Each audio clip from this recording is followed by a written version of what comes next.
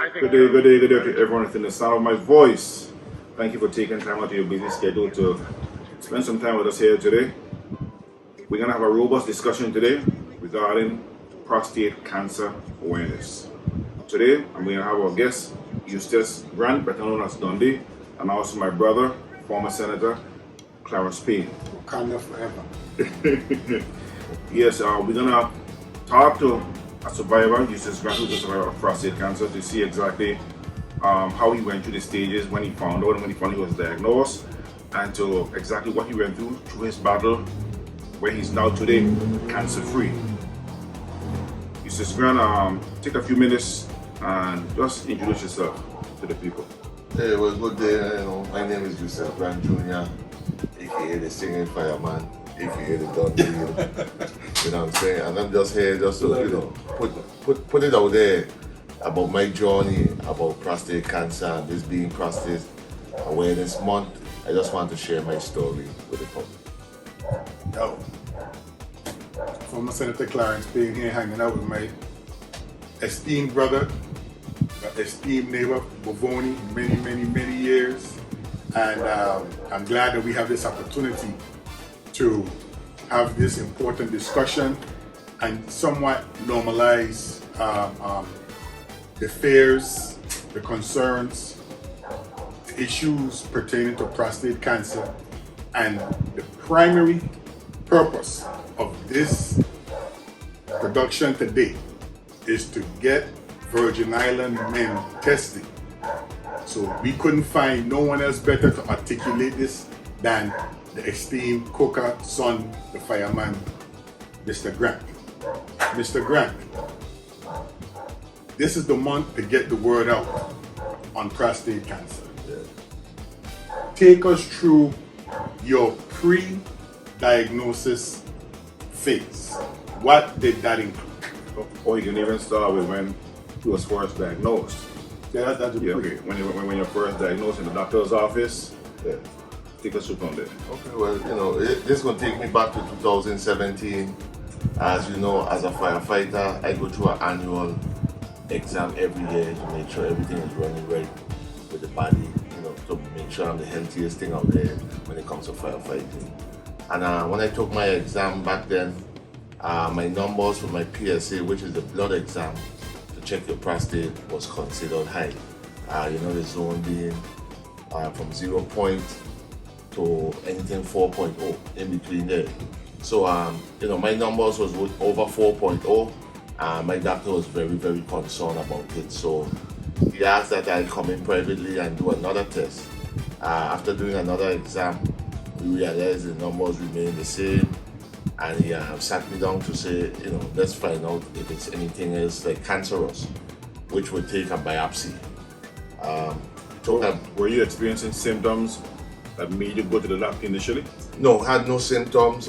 Maybe excessive urination at night, but nothing like real crazy or out of whack. Considering what I know now, the types of symptoms that you might see out there that people might experience. But he was just concerned that with the numbers, and he said, let's do a biopsy. I visited his office on St. Croix at the beginning of August of 2017, where I did my exam. Biopsy, which is taking micro pieces off of the prostate. Micro pieces. I don't want micro. Yeah, I don't want them to think that they're snapping your body apart. It's very small, but it's an exam that I don't wish on my enemy.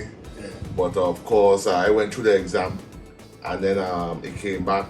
My results came back on August 31st, where I visited my doctor's office, where it was diagnosed that I did have prostate cancer. That morning was one of those mornings like you hear, when you hear the word cancer, you look at it as a death sentence, because of course back then I never knew nothing about cancer. Never studied it, never had a reason to, which I should have, being a black male, or just being a person living. When he told me that, it put me in a little shock, but he comforted me in terms of letting me know that there's a way over the mountain top and we go get over this. He told me to sit down with my family, friends, whoever, girlfriend, spouse, whoever, discuss it, and see where you want to go from here. I sat in my car for at least over 45 minutes, and I broke down, the crying, because like I said, it still had in my mind, like, this is it for me. After calling my father, the cooker, he assured me that, we gonna get through this. Elder daughter, I'm there for you. When you make a decision, let me know. Then I took it, I didn't want to even give my mom that kind of information, you know what I'm saying? You know mothers already. Yeah, my mother is a person. Yeah, she was very, I didn't call her or anything. She was visiting the doctor that same day. I told my sister, and my sister gave her the news later on. I visited a good friend of mine where I spent the latter of that day just discussing, and they assured me and other friends who I was close by at the time, and they just assured me that we're gonna work with you, we're gonna get through. And that was my moment right there, and it was just onward from there to see where I would be going in terms of treatment or whatever it came about for my situation. Now, 2 weeks after your official diagnosis, what happened in the vagina? I experienced what we call some of the worst days with Alma. Then came 2 Maria. weeks. So Alma Maria 2 weeks. put another set of weight on my shoulders in terms of knowing that I was diagnosed with cancer, and then I had to face Alma Maria. So that put a damper on me. Getting to see doctors was a hamper. And the job that I have, I was out there helping the public, serving the public with this on my mind. Right. But I put it aside and I say I have a job to do. Got through the job, and then I look forward to some more treatment, which was away. I was saying that I got with my sister who works in the health system in Orlando. She assured me that she would find the best in the land to make sure that we could get stuff done.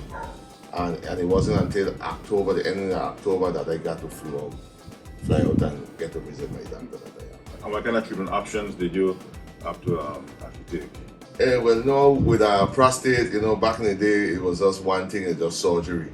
Now they have seedlings, removal of the prostate. What exactly is seedlings? Seedlings, like they actually planting stuff. Pellets. Yeah, pellets within the body. And Radiation pellets. Yeah, you have radiation. It's radiation pellets, or else you can actually do radiation. There's the surgery, then the freezing. Free cryotherapy. Yeah, so there's a whole lot of stuff out there now compared to what it was. And I met my doctor, Dr. Patel. He always tell me he doesn't have a problem with me using his name. He was the number 2 man in Orlando. My sister found him and I got to talk to him. And he assured me that the procedure that he would be doing would be robotics, which was a procedure of using robotic hands.